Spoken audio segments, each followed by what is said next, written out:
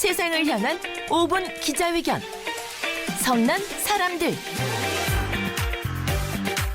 네, 월요일 뉴스파다 성남 목소리로 이어가겠습니다. 의정 갈등 속의 의료 공백 사태 언제부터 시작이 됐는지 이제는 기억이 참 가물가물할 정도입니다. 그런데 코로나19가 다시 기승을 부리고 있고 역대급 폭염에 온열 질환자 수도 증가를 하면서 응급실 뺑뺑이란 악재가 전국 도처에 직면해 있습니다. 우리 지역 상황은 어떤지 구급 현장에 출동해서 환자를 이송하는 분의 성남 목소리 오늘 들어보겠습니다. 전국 공무노조 소방본부 이지훈 경남 소방지부장 전화 연결하겠습니다. 나와 계십니까, 지부장님? 예, 나와 있습니다. 반갑습니다. 예, 반갑습니다. 우선 의료 공백의 현 주소는 반갑지가 않은데요. 전국적으로 좀 어떤 사례들이 있었는지 먼저 짚어주시겠습니까? 예, 많은 우려가 될 정도로 사례가 많이 나오고 있습니다. 지난 30일 서울 도봉구 한 편의점에서 40대 응급 환자가 쓰러진 채 발견되어 인근 병원 14곳으로부터 이송을 거부당한 끝에 숨졌으며, 지난 22일 천안에서도 60대 여성 B씨가 온열 질환으로 숨졌는데 인근 병원 응급실로 이송되어진 19곳의 병원에서도 거절당해서 약 1시간을 구급차에서 보낸 것으로 알려졌고, 예. 또 지난 15일 충북에서도 출산이 임박한 임산부 C씨가 병원을 찾아서 헤매다 구급차 안에서 출산을 하였습니다. 또 소방청 자료에 의하면 올해 상반기만 해도 119 재이송 건이 2,645건이 발생했고, 그중 41%에 해당하는 1,081건이 전문의 부재로 인한 재이송이었습니다. 예. 우리 지역도 궁금합니다. 우리 지역에 놓여져 있는 의료 시스템도 그렇고 특히 어르신들도 많이 계시기 때문에 경남 상황 어떤지도 궁금하거든요. 예, 경남 상황 또한 전국과 마찬가지입니다.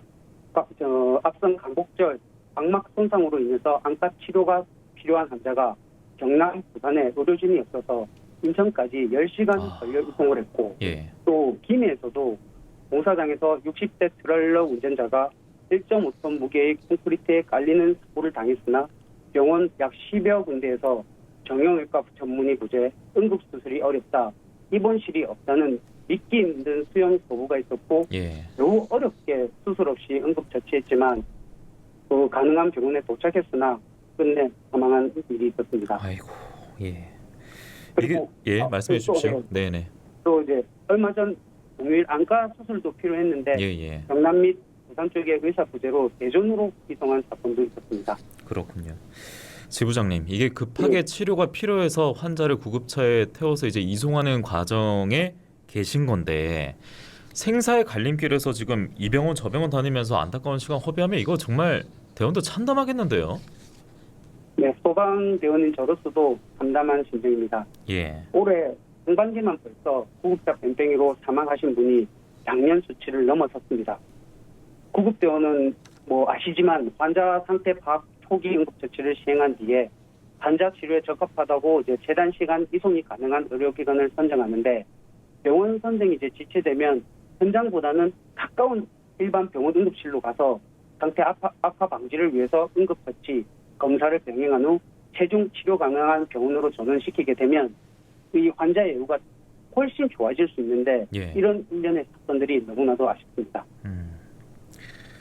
정부는 분명히 이 상황을 알고는 있을 겁니다. 예, 그런데 비교적 가벼운 증세가 있는 환자가 응급실을 이용하면 진료비의 90%를 환자가 내도록 하는 비응급 진료비 본인 부담률 인상이란 카드를 꺼냈거든요. 네. 지부장님, 이거는 현실성이 있는 대책이다. 또 그리고 실효성이 그래도 지금 의정 갈등 속에 그나마 있을 것이다. 합리적이다라고 보십니까?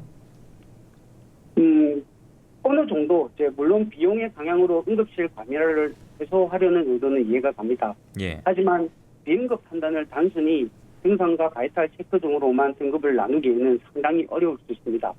자칫 비응급으로 분류되었다가 상태 악화로 적절한 진료를 못 받는 상황이 발생할 수도 있습니다. 그리고 공휴일 및 야간에 응급실을 대체할 시스템이 절대적으로 부족합니다. 그래서 이런 상황에서 비용과는 상관없이 어쩔 수 없이 오는 환자들이 많기 때문에 이 대책에는 실효성의 한계가 분명히 있습니다. 예. 어떻게든 실정에 맞는 해결책은 찾아야 될 주체는 정부고요. 그리고 기다릴 수밖에 없는 국민입니다. 지금 병원에서 거부를 한다고 합니다만 의료계 탓만 또 할 수는 없다는 생각도 일각에선 들어요. 어떤 측면에서. 왜냐하면 분명 열악하지만 의료 현장을 지키고 있는 의사분들도 계시지 않습니까? 네, 맞습니다. 병원 입장에서는 필수 진료 과목 전문의 부족으로 365일 24시간 대기하면서 진료 및 수술을 수행할 인력이 없어서 그렇기 때문에 이제 정부는 의대 정원 조정을 하였고 오히려 이 정원 조정으로 인해서 의학과에 마찰이 생기고 전공의 사직 등 의료 공백이 더 커지면서 응급 환자를 받을 수 없게 되는 경우가 지금 생기고 있습니다. 예. 하지만 이 부분까지는 어느 정도 이해가 가지만 그런 이유가 아닌 아까 말씀드린 다른 납득이 되지 않는 여러 가지 수용 불가 사유, 입원실이 없다, 수술이 안 될 것 같다, 응급의료 전문의가 아닌 해당과 의사가 없다는 이유로 수용 거부를 하는 건 부당하다고 생각합니다. 예. 지부장님 끝으로요. 지금 이런 네. 상황이면 다음 달에 추석 있잖아요. 예, 맞습니다. 이때는 아프면 큰일 나겠는데요. 저희도 앞으로가 지금 더욱더 걱정입니다.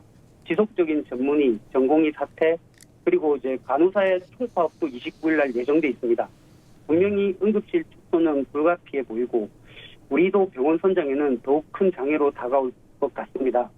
제대로 된 치료를 받지 못해서 때를 놓치는 응급 환자가 생기지 않을까 걱정이 앞섭니다. 예, 여러모로 참 어려움이 많은 현실에서 명절마저도 즐겁게 기다리기가 쉽지 않은 현재 대한민국이 됐습니다. 정부의 특단의 대책은 더욱 시급해진 것 같습니다. 전국공무원노조 소방본부 이지훈 경남소방지부장의 성남 목소리 함께했습니다. 오늘 고맙습니다. 예, 감사합니다.